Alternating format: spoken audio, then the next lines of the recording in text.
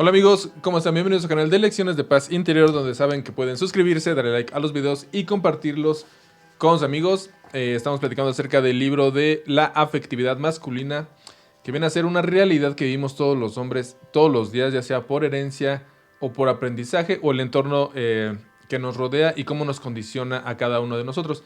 Es diferente para todos, pero en algunas circunstancias sí es muy parecido.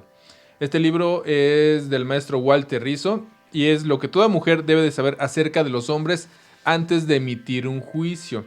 Porque muchas veces las mujeres piensan o que todos somos iguales o que todos, digamos que tendemos a ser parecidos o que vamos a llegar a un mismo punto. Pero, aunque sí pareciera por sus propias experiencias que sucede así, es donde las mujeres deben de entender cuáles son los puntos o las formas que nos han llevado a actuar de tal o determinada manera. Ya sea porque tuvimos miedo, porque conocimos personas que nos orillaron a pensar de esa manera, pero es nuestro deber decirlo y que en este caso las mujeres pudieran entenderlo de una mejor manera. Acuérdense que en este libro hay preguntas como: ¿hay una nueva masculinidad en gestión? ¿Existe una fidelidad masculina? ¿Es posible una paternidad maternal? Es algo yo creo que es un poco más difícil porque como hombres, lo repito, nos enseñan más que nada a ser rudos antes que ser, digamos que amorosos o cariñosos, ¿no?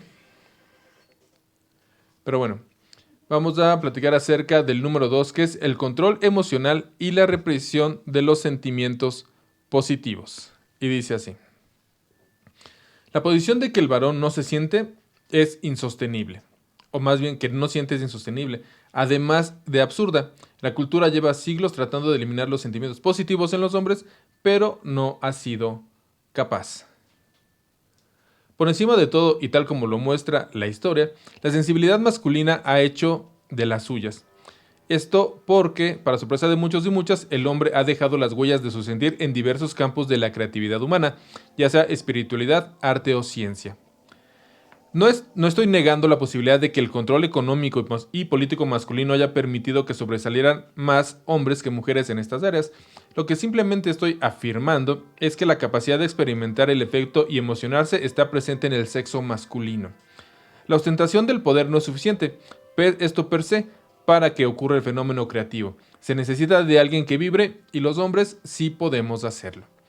El problema del varón no es la atrofia sentimental, sino el miedo a dar rienda suelta no selectiva a todo el potencial afectivo con el que él cuenta. Como si al sentirse desbordado por la emoción se volviera más vulnerable y por lo tanto más atacable.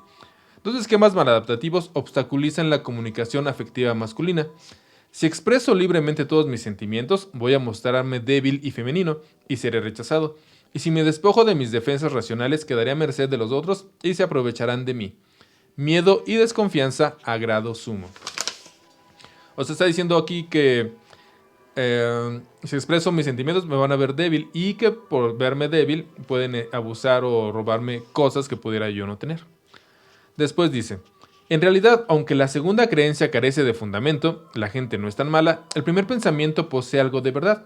Contrario a lo que piensa la literatura científica y la experiencia clínica, estas están plagadas de casos a donde los varones no les va muy bien cuando aflojan demasiado su reserva afectiva. Las críticas llueven de lado a lado y muchos hombres dudan de su virilidad y no faltan mujeres que cuestionen su masculinidad. Entonces, en general, los estudios sobre la percepción social de la conducta afectiva masculina muestran que hay un riesgo real al rechazo. Somos demasiado suspicaces respecto a los excesos afectivos masculinos. Mientras el varón se mantenga dentro de ciertos límites, la ternura es soportada por otros hombres y casi afrodisíaca para las mujeres. Pero si se traspasa esa línea divisoria, la cosa se confunde. Y aquí veamos un ejemplo personal. La historia dice así: hace algunos años, cuando estaba empezando carrera, fui al cine con un grupo de amigos a ver la película Campeón, que relata una bella y triste historia de las relaciones entre un padre viudo boxeador y su pequeño hijo varón.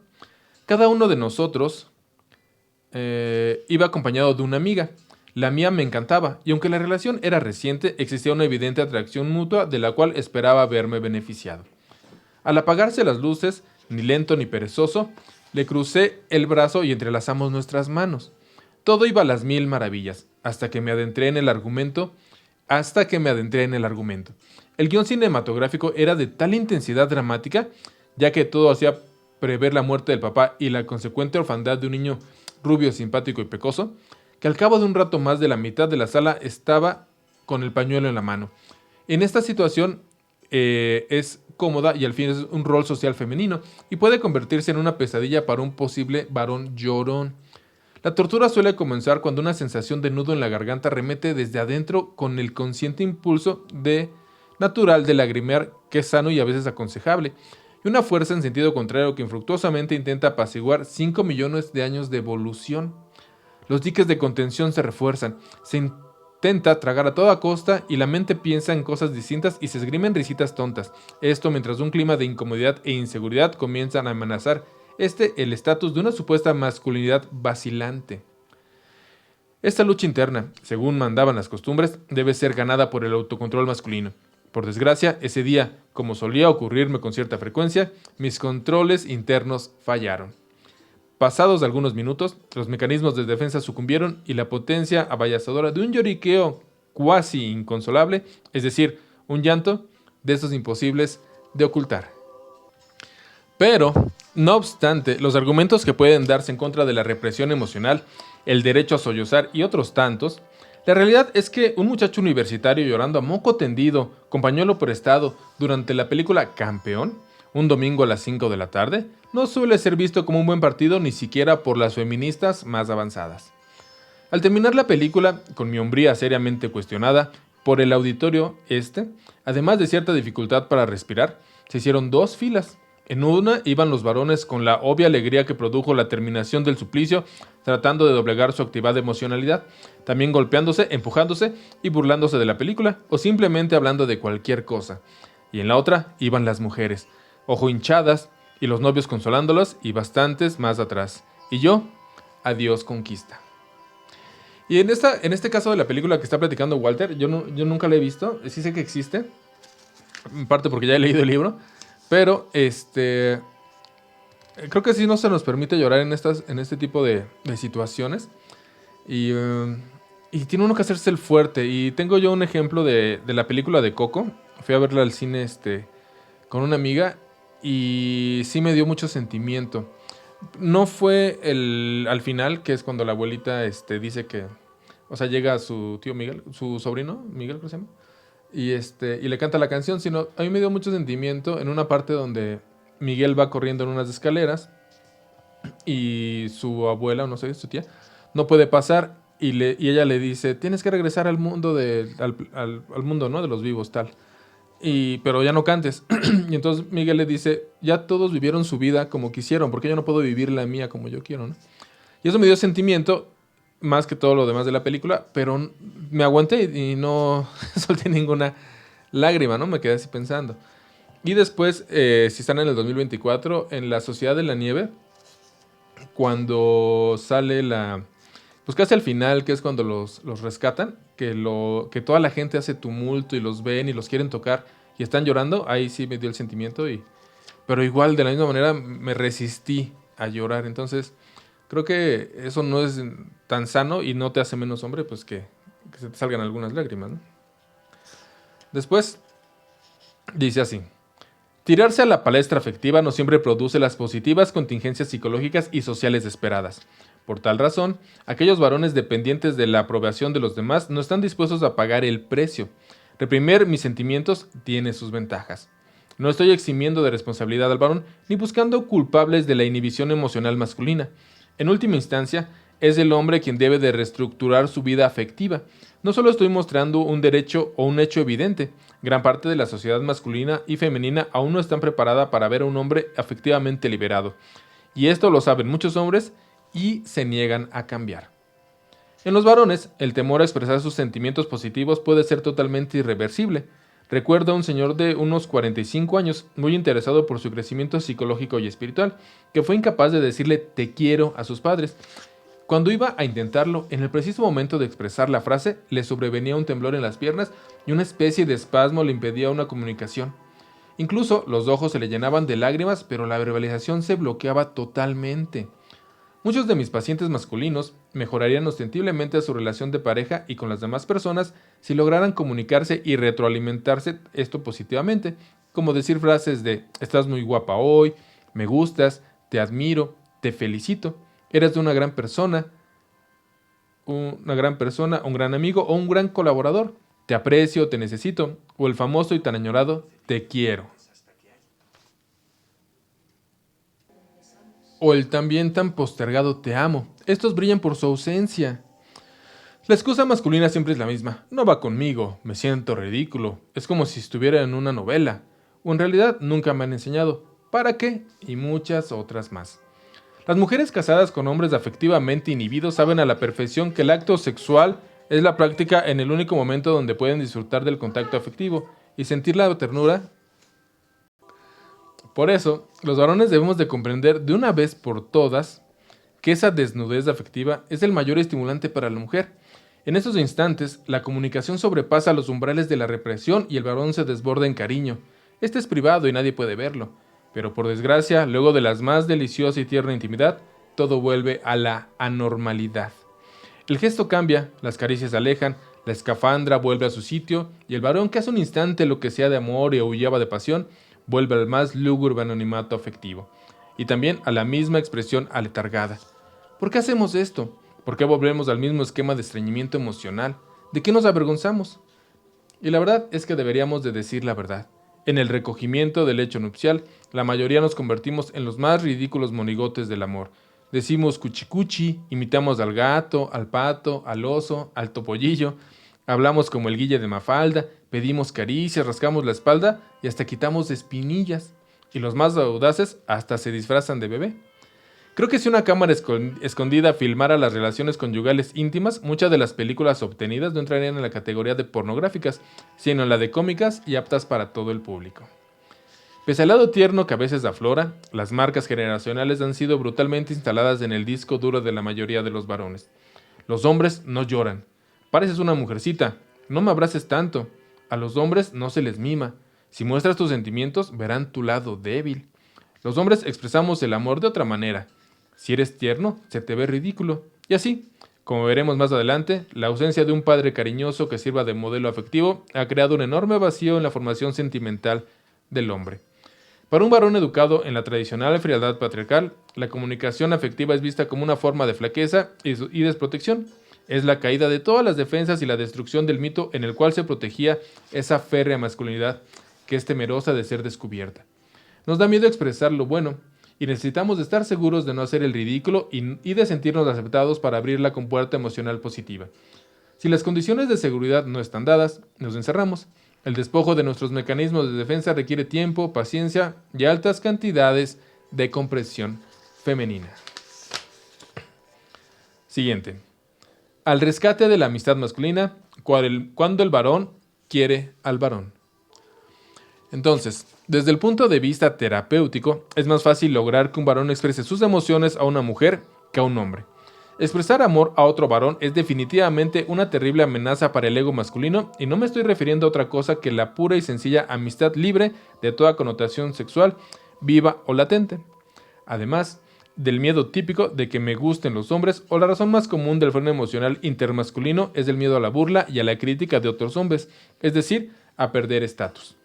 Los hombres somos muy severos con aquellos varones que expresan afecto de una manera demasiado efusiva.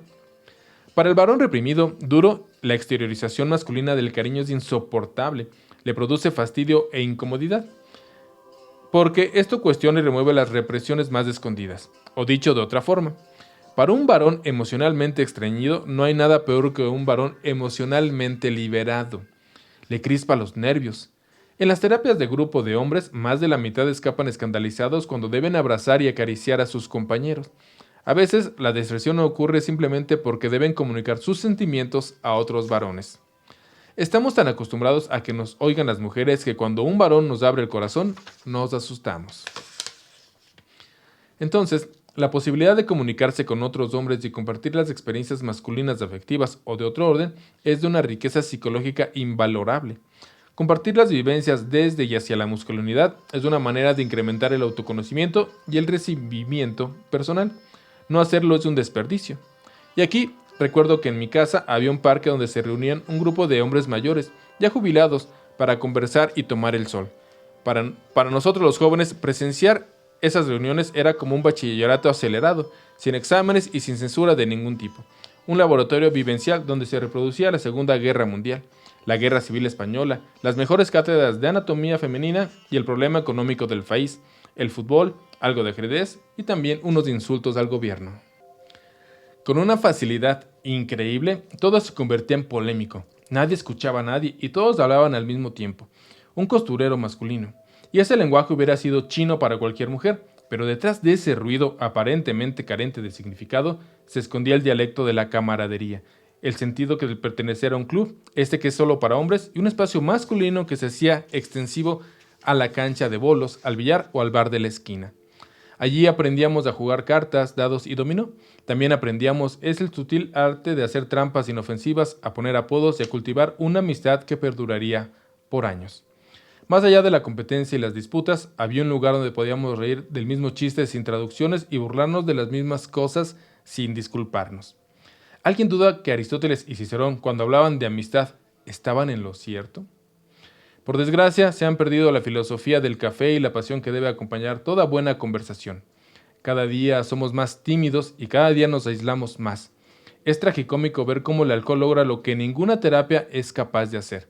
Aquí, bajo los defectos embellecedores de la bebida, los más rudos exponentes de la insensibilidad masculina se vuelven empalagosamente dulces e insoportablemente afectuosos. Sobre todo con amigos hombres. Con las mujeres la cosa es más sexual. Cariños y expresiones efusivas acompañan a un varón tomado, artificialmente liberado y descontrolado, y ya en la madrugada, algunos hasta lloran. Conmoverse por el sufrimiento de un amigo, ayudarlo, jugársela por él, abrazarlo, expresarle amor incondicional, carcajearse y hablar ya de hombre a hombre, sino de amigo a amigo. Esto es desmontar gran parte del sofocante hipercontrol racional al que estamos acostumbrados. Los amigos posibilitan el diálogo, el chisme interior, la locura que no se permite en casa, el cuento mal contado y también el secreto mal habido. Es una de las mejores maneras de desahogar esta represa emocional.